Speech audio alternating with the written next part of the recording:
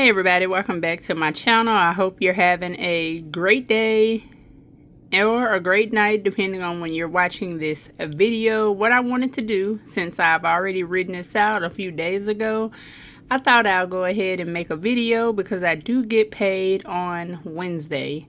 And what I'll also do is do another video probably for the budget closeout for the second paycheck once I have all of those numbers in place. That way you all can see if I stayed in budget or if I went over budget. But let's get started.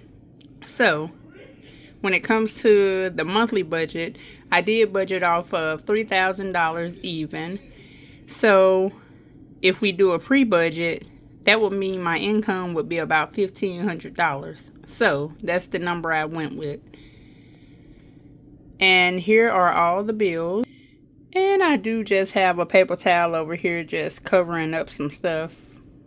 So we have Cricket for $59, YouTube for $3, AT&T for $37. We have electric for $57. We have the car payment for $230. We have State Farm for $95. And if you want to see where all of these numbers come from, let me get my monthly page out. That way you can see. Okay, so I got my monthly planner out, and all the numbers on the left side would be the half numbers of what's over here on the right side. So Cricket, you can see that that full bill is $118, and 118 divided by 2 is 59. YouTube, you can see that it's $6 divided by 2 is $3. For AT&T, I did $75. So for the first bill, I'll pay $37. And let me see. So electric, for the full month, I want to pay $115, which gave me that $57. Next, we have the car payment of $460 in full, $230 in half. Next, we have State Farm for $190, which would be $95 each. Next, we have life insurance. I'm doing $88 this month, which would be $44 each. Next, we have rent, so $941 in half, or $470 right now, and then I'll do $471 on the next paycheck. Next, for Netflix, we have $9, so what I'll do is $4 now. And for HP, full amount $3, half amount $1.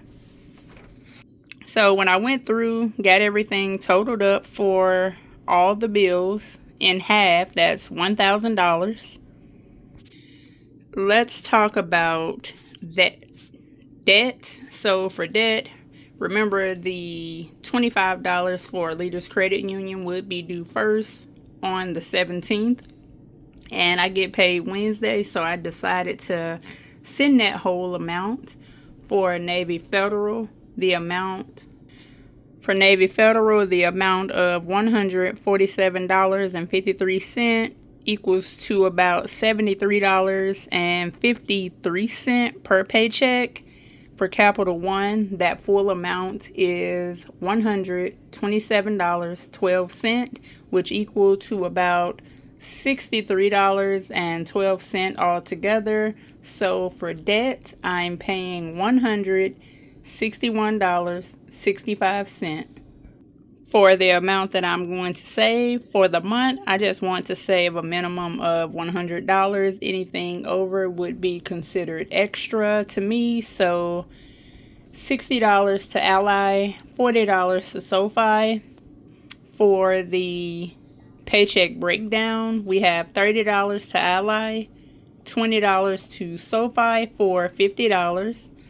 Of course, with the change that I have or would have, I'm sending that over to Ally just to drop it off somewhere.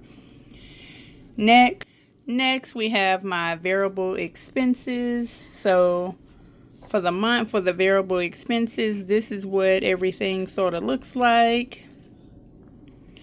And if we break everything down for grocery, we have $185 for 2 weeks. For gas, we have about $56. For spending, we have $32. For miscellaneous, we have $15. And the reason that it equaled out to these amounts, which I can show you, let me grab my calculator. So I have my calculator here. So if I add up 185 plus 56 plus 32 plus 15, that gives me $288. But if I go back and add up the 185 plus $60 for gas plus 32 for spending plus $20 for miscellaneous, I would have $297. Now watch this. So if I keep up with $297, what I'm going to do now is get everything subtracted, and you can see why I changed the grocery and other cash envelope amounts. So we're starting off with $1,500, and we'll subtract 1,000.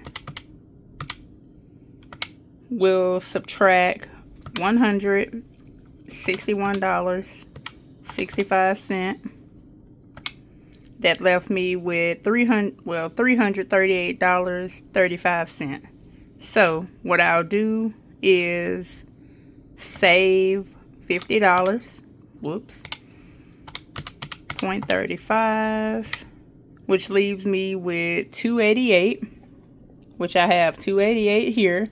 Now, if I were to decide to subtract 185 minus $60 minus $32 minus $20, that means I'm over $9. So in order for me to fix it and not be over, I did this instead.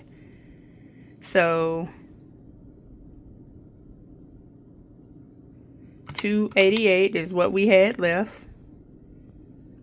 So I did $185 for grocery, $56 for gas, $32 for spending, and $15 for miscellaneous.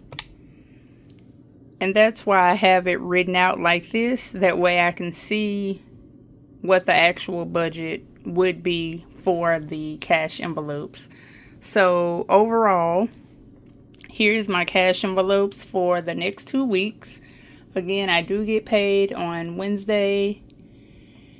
My overall paycheck budget looks like this, and I just decided to use random highlighter colors. So $15,000, fixed expenses $1,000, debt would be $161.65. I'll save $50.35, and cash envelopes will have $288. And if we go back, hold on. So I went back to my monthly budget. I took the $595 and I took $596, subtracted $288. That means when I get paid again for the second paycheck, I'll have $307 to use for cash envelopes. So we're going to see how this month goes. Of course, I do want to keep up with savings and debt as well. Oh, let me show you all what I had Gemini to create for me. It's just a card tracker. So this is my first card tracker that I started out with. Here's all the amounts that I ended up paying for 2023. I did make my first payment on 3/23/23, and I have stuff on the back. this is what's on the back, and this was for 2023 going into 2024. We have the tracker for 2025, and this tracker is from Chris over at Budgeting Just Because. Definitely check out her channel and also check out her shop as well. That was the amount left for 2025.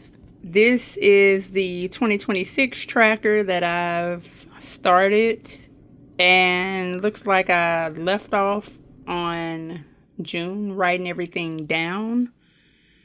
But I did again have Gemini to create me a new tracker. This is what it came out. Well, this is how it looks.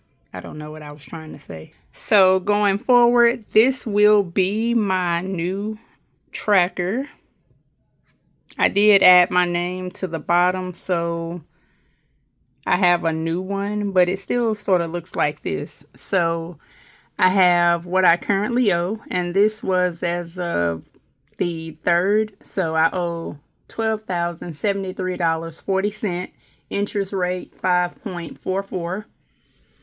This is all historical data right here. This is everything. So how much it was, how much I paid so far, everything. So when I pay the next bill for July, where I have it highlighted, this is where I write everything down. I have an amount. Well, I have a box for payment date.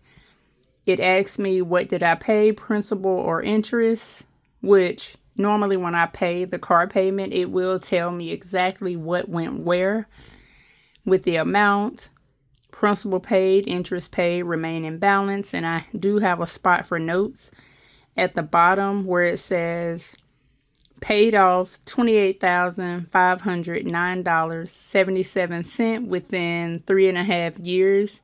And that's based on the down payment amount, which my down payment amount was $9,000. So I'm moving pretty well.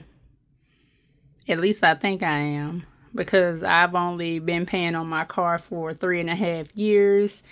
I believe my estimated time to pay it off is in 2020. Let's see, 26, 27, 28, 29. 2029 is my estimate payoff, so the next 3 years. But what I'm going to do is keep doing what I'm doing, paying any extra amount, paying a little more than I can. Let's see if I can't get it paid off within 2 to 2.5 years. That would be wonderful. But let me know what you all think of my car payoff tracker. I was watching Tara's video, and this is sort of where I got the idea from. She was like, I made a planner. And then I was thinking, wait, I can make my own planner. I can have AI to generate me the pages that I need. And once I have all the pages that I need, I can use that going forward or starting next year. That way I won't have to use, one of this and one of that. So tell me overall what you think of my car payoff tracker. Other than that, I hope you all have a great rest of your day. It is currently 12:30 in the afternoon on Sunday. So I'm going to eat my eggs that I scrambled already and just enjoy the rest of this day. Have